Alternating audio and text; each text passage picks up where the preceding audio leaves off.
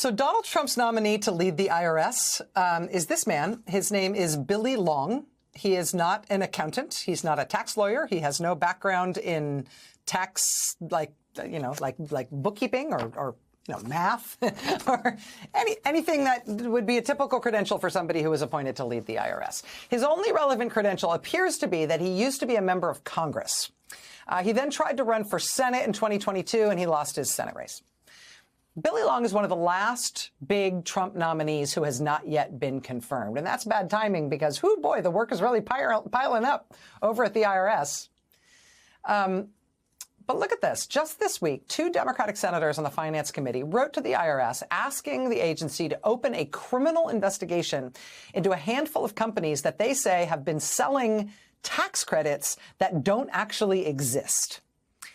And that obviously is problematic on its face, but it's even more concerning that Billy Long, Trump's choice to run the IRS, has, quote, direct financial ties to some of the companies implicated in this alleged scheme.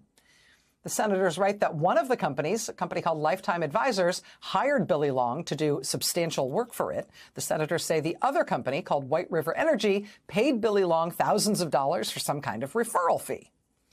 Now, the senators say that it's unclear what role, if any, Billy Long played in promoting these bogus tax credits that allegedly don't exist. But either way, these senators want the IRS to launch a criminal investigation into these firms that ran what they called a fraudulent scheme, including these firms that reportedly have direct financial ties to Trump's pick to run the IRS.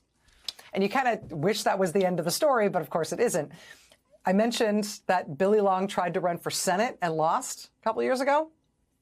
During that race, Billy Long loaned his campaign a bunch of his own personal money.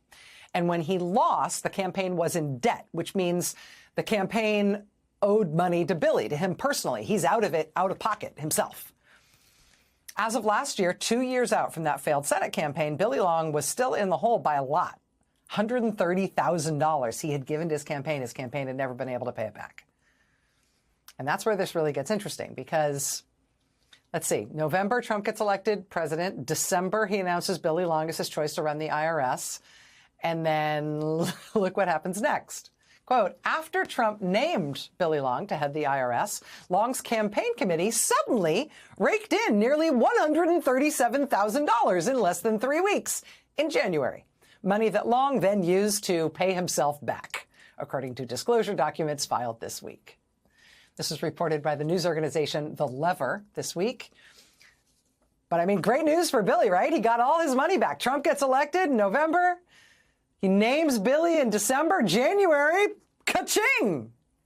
Right after Trump names him to run the IRS, all of a sudden that long-standing debt, money owed to Billy, gets paid off. Where did that money come from? Quote, at least 1/3 of the money came from donors working at firms in the tax consultancy industry or involved in major tax-related legal battles, including financial advisors for White River Energy and Lifetime Advisors. Those are the ones that paid Billy Long thousands of dollars, who 2 U.S. senators say should be investigated by the IRS for fraud.